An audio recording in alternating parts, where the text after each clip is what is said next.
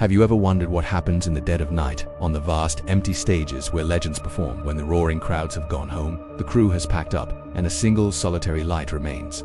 This is a story about one such night, a story whispered backstage. A chilling tale involving none other than the iconic Lady Gaga. It was the eve of a massive concert. The arena was a cavern of silence, a stark contrast to the electric energy it would hold in just 24 hours. The crew had called it a day, heading off for a much-needed break, leaving the entire stage to Gaga herself. She wasn't one for resting.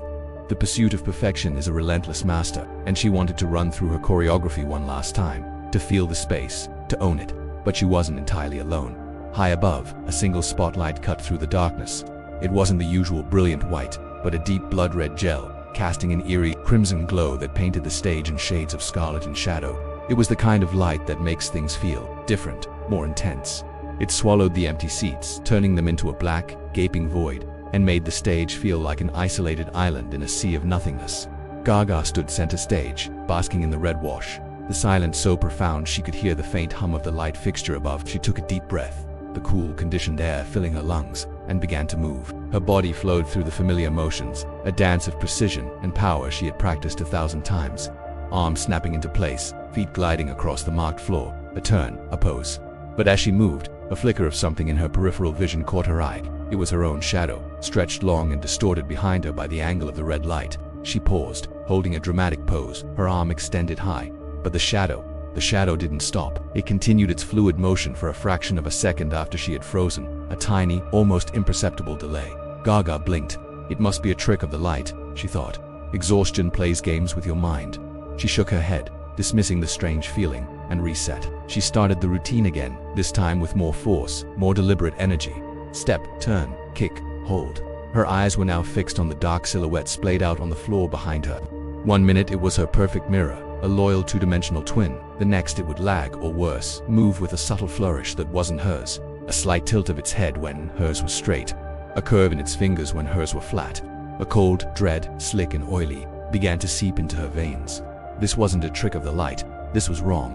Every instinct, every nerve ending honed by years of performance, was screaming that something was fundamentally, terrifyingly wrong. She stopped moving altogether, standing perfectly still in the center of that crimson circle, her heart hammering against her ribs. She stared at the ground, at the inky black shape that should have been her motionless reflection. And then it happened. Slowly, impossibly, the shadow's head began to turn. It swiveled on its dark neck, a grotesque, unnatural movement, separating from her own stillness.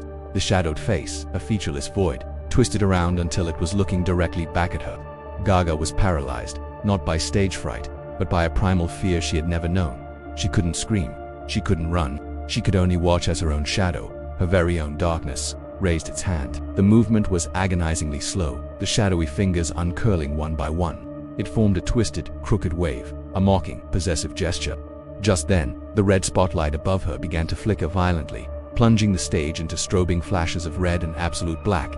In those frantic pulses of light, the shadow seemed to jerk and twitch, growing larger, more menacing. And from the silhouette on the floor, a sound emerged. It wasn't a shout, but a low, guttural whisper that seemed to echo from the very walls of the arena, a sound that was both inside her head and all around her. It was a voice made of static and malice, and it spoke 5 simple words that would haunt her forever. The stage is mine tonight. The red light died completely, plunging her into total, suffocating darkness, alone with the chilling echo of that possessive claim. Thank you for watching, and don't forget to follow 4 more stories from the shadows.